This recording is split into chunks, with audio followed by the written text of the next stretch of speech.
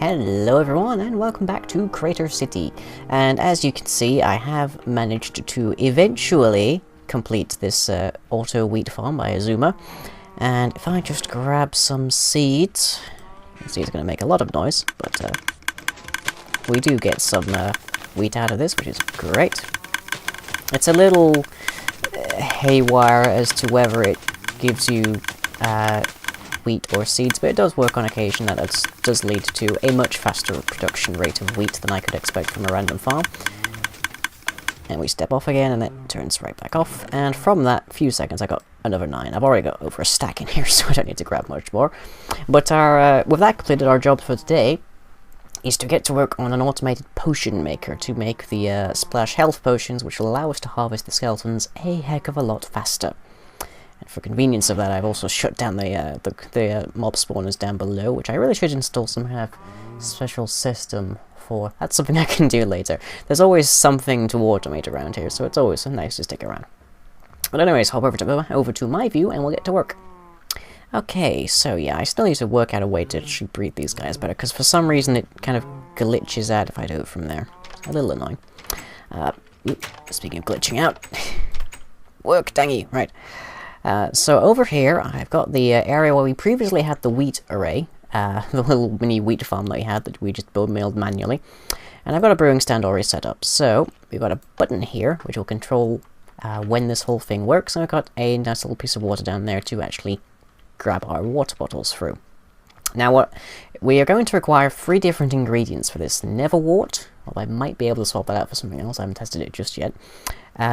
Glistering melon, which is a whole other bottle of kettle of fish in itself, and then gunpowder, which I'm thinking I can siphon off from the witch hut over there, which I should probably get back to at some point in the near future. But I've strung together an idea for a design to use here, so let's see, I needed 4 or 5 hoppers, I think, which means I'm going to need 5 chests, so I need another 3. Okay, and in a ring. Doop. Okay, 5 chests, which then needs to be turned into 5 hoppers. I've still got a fair bit of iron left, so that's good. Doop. And pick up the iron again, and in that goes. Okay, so that's our hoppers, and I shall now demonstrate where these go. So we need 1 on the side for water bottles. That's stairs, so we can put a chest there. And then we need 1 going into the top, and then 3 coming out the back here. And into these we'll have droppers, so that we can actually deliver the different ingredients. And similar to how One Stop works, the positioning of the different droppers will cause them to enter into the final hopper here at different times, creating a sequence that allows us to actually get what we want. So, let me just toss together a chest to finish that up. And boop.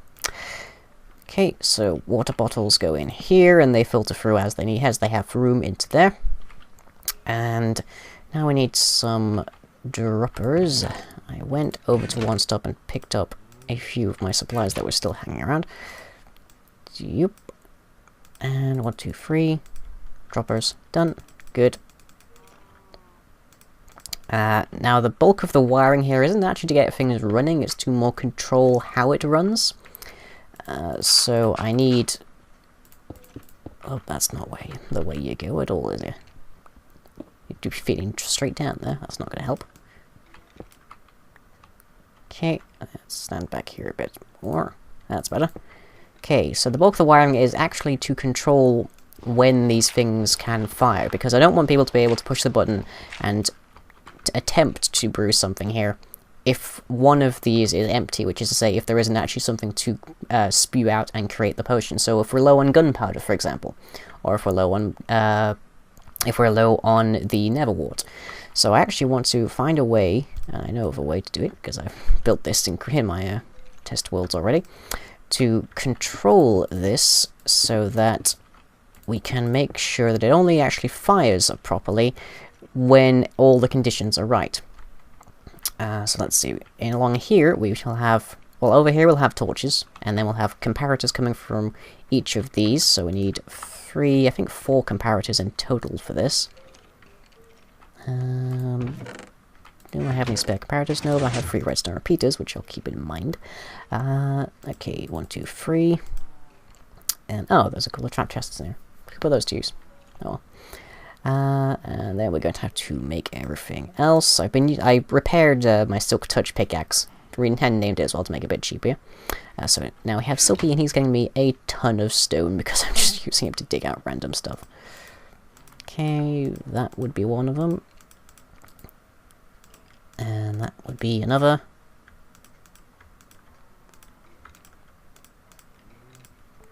And we need one other batch of that. So that we can finish that up, okay. Wait, what? Huh? What? Never mind. I'm going a bit loopy. Okay, so 3 there. Smack that across. Up, up. And that gets us our 3 comparators. And I'll just grab the finale. Yep. Whoop. Oh, there we go. The server does that every now and then. It's very strange. Oh, but I only picked up the 3 cores. There we go. Okay. Still haven't gotten a fortune, so I've still got this 2 and a bit stacks of quartz ore. Sort of my emergency supply. Okay, so back over here. And we need to just stack over here a bit. Okay. 1, 2, 3. Now, as long as there is anything inside of these droppers, these signals will be off, which will then mean that they'll feed into our system and we'll be able to turn our things off as they need to be. And yes, there is that under there. Good, that's all I need to know. Okay, so grab that.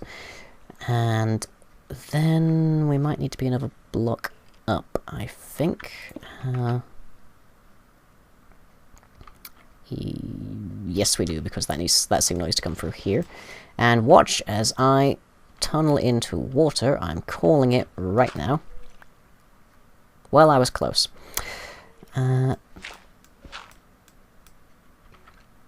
Yeah, this isn't going to be pleasant. Okay, let's go upside. And, outside. Go outside via this convenient flood. And, see if we can find out where that location is. Ooh, my pickaxe has seen better days, hasn't it? Oh, it looks like there's a water pool I have to fix here. Oh, well, that shouldn't take too long. Let's see, where would it be? It would be over this way.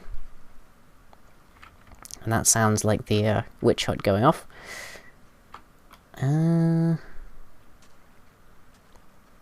Is it over here?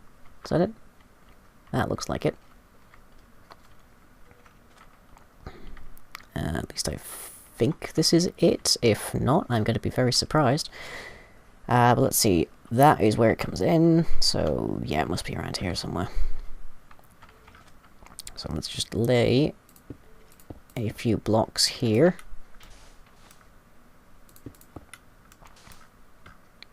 Just in case we hit something. Oop. Going up. Got Aqua Affinity on this helmet, so that's helping me out. Bit of help from the random loot in the skeletons. Okay, that should be fine. Now, the only worry I have here is that it'll hit the wiring I've already laid out, which would be more of a pain than anything else, but we shall see.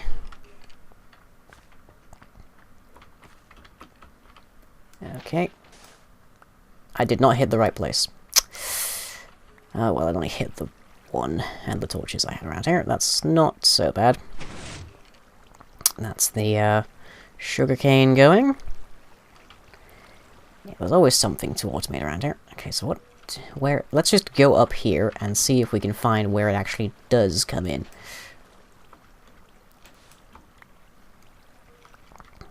So let's see, this needs to be about this level where the sand is. So where are we actually? Oh, we're on the other side of the lily pads. Right.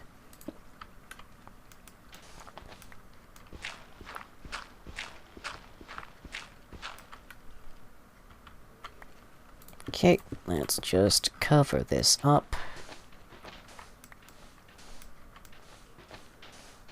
Fix it all nice and tidy.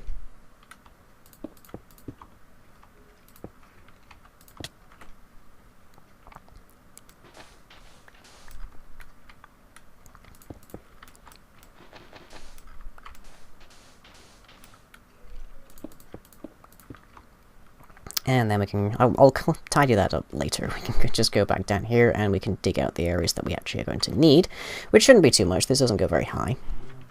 Although it will be probably a bit higher once I hook it into an automated item sorting system to actually get the right parts that I need from the right places.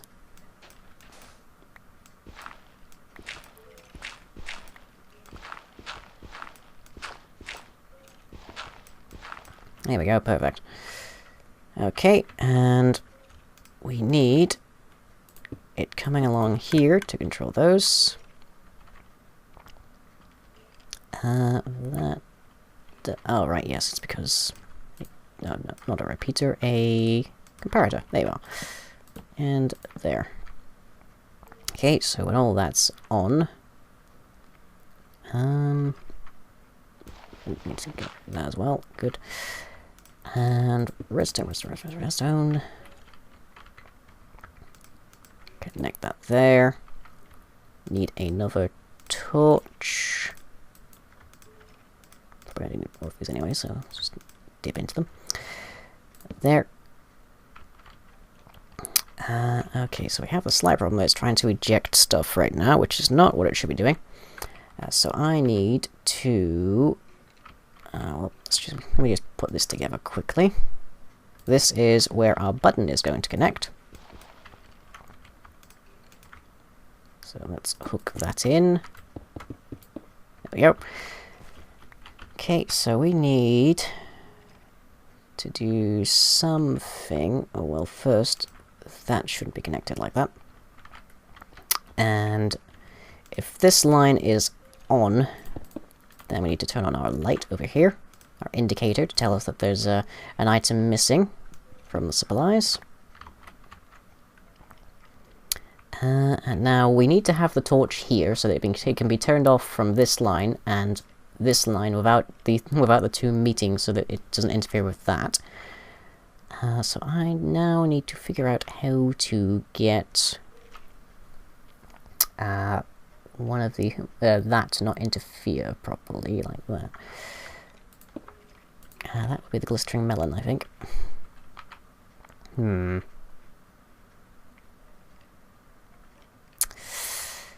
Because the problem here is that when one of these, well, specifically when this one comes on, which is glistering melon, it'll trigger this to that was going a bit strange. It'll trigger these to fire, which is not a good thing.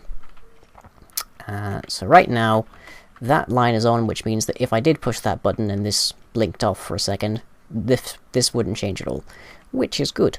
It shouldn't change at all when that happens. Because it feed me.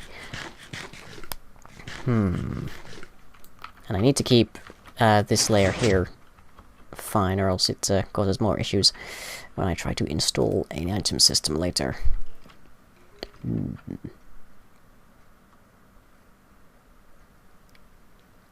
How to do this? Well, I'll work that out later then. Okay, so next thing we need to do is have a block there.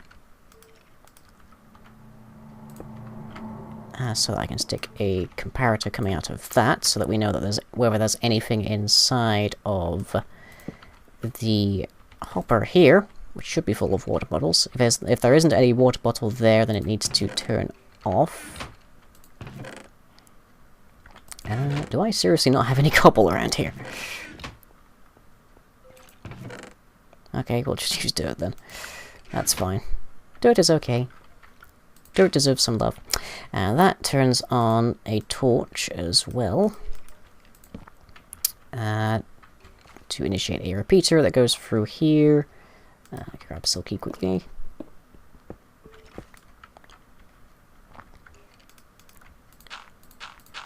And turns on our indicator that we are low on the potion bottles. So let's just stick 2 of the indicator lights in. Use lamps, of course. Okay, so 1 up here. Yep, we're low on materials. Stick 1 there. Yep, we're low on water bottles. Perfect. And I don't actually have many of the materials needed here, but later we can just have an automated system that feeds them in. Let's see. Neverwort. And we're also going to need the gunpowder. So if I feed these 2 in, gunpowder here, Neverwort here. You can see 2 of these lights are on, but the glistering melon, which is the one that is actually requires actual crafting to put together, is the one that's interfering here a bit. So I need to figure that out. Easiest way is probably to shift one of these torches to be pointing backwards, like this one, for example. So let's. How much durability does it have? Not much. Just put the answer there. Alright, so if we...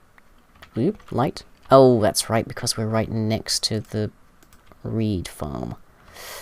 How visible is that going to be then? Quite a bit, I imagine. Oh,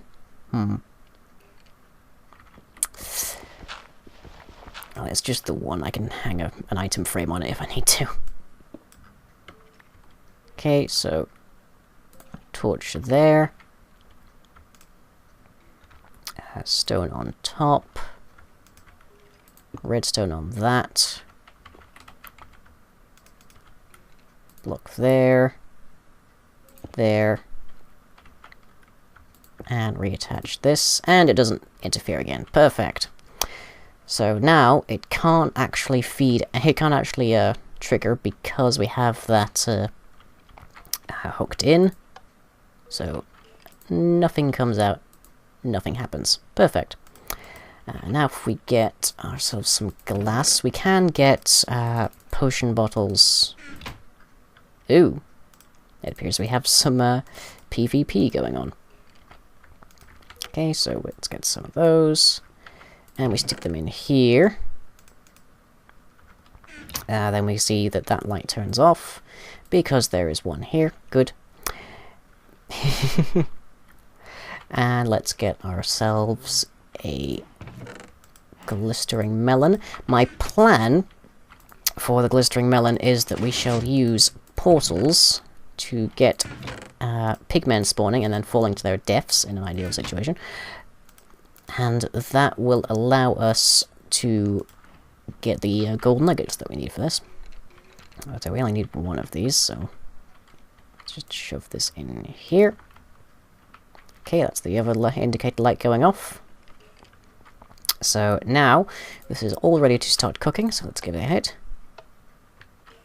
And now it's just saying that because we're out of glistering melon, and these have come in the wrong order for some reason. That seems to be a bug as far as multiplayer is concerned. I only ever see that on the server. In testing, it works perfectly fine.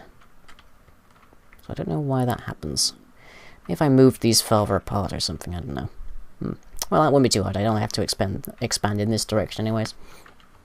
But that will cook up some... yeah.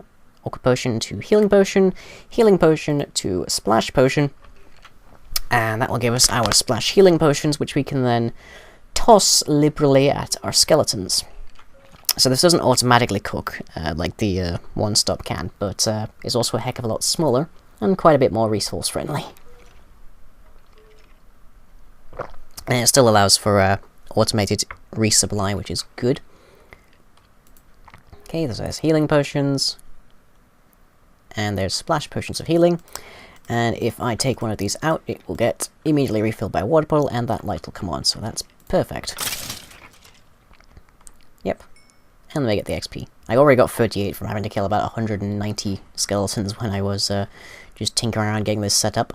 So, we need to fix up all these items going in at the right time.